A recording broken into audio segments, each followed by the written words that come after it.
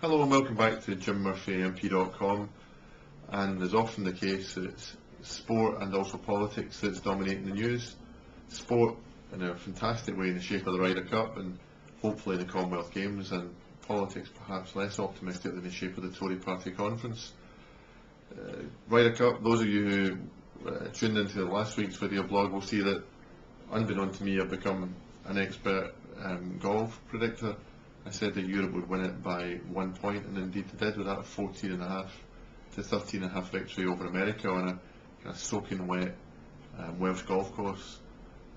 But a kind of remarkable drama. Now, I don't have Sky, so I only get to listen to it on 5 Live, and surprisingly 5 Live do a great job of presenting a game that probably was only really designed for television coverage. But well done to the European team, well done to Monty, well done to all the players. A fantastic piece of golf in history, I think. Now, Commonwealth Games kicked off, of course, and Scotland's got its first gold medal today in the swimming, hopefully first of many. And after all the controversy about the state of affairs and the state of the preparations, I hope that these games are a real success, not just for India's sake, but also for the Commonwealth's sake and also for Glasgow's sake. For the Commonwealth's sake, because I know from being a Minister at the Foreign Office that the Commonwealth is still an important organisation in international diplomacy. Of course, it's not like the UN, and probably not as powerful nowadays, of course, as the European Union, but nevertheless it's a significant organisation. And I think if an organisation, an international organisation of so many states that spans the globe, can't put on a sporting event of great expertise and success, then I think it would diminish the reputation of that organisation. So I hope it goes really very well, and also for the city of Glasgow and for Scotland. And we're next, it's our games next, and the last thing we need is the reputation of the Commonwealth Games, which is of course already way below the Olympics and other major multidisciplined international sporting events. We don't need it to sink further. It's bad for Glasgow, bad for Scotland, bad for sponsors, but I'm confident that coming off what I hope is a success in Delhi, Glasgow will put on a fantastic show and get these whole games back on track. Now, much less optimistic, Tory Party conference.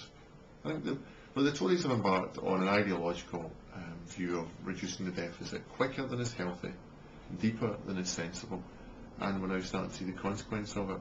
They can't commit to things like the aircraft carriers, which are keeping thousands of people in jobs and helping ensure that the Royal Navy is an international, global navy, not just a regional navy of the future. But we now see the real impact on families. The plans to cut child benefit for those who earn a bit more, affecting there's 11,000 families in East Renfrewshire, I think, who receive child benefit, and this move just isn't necessary.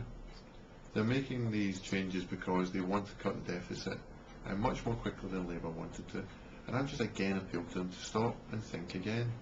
The Tories, we all know, would make these cuts even if there wasn't a deficit, because that's just the nature of their politics these days. What's surprising to so many people is the way in which the Lib Dems just seem to kind of go along with it.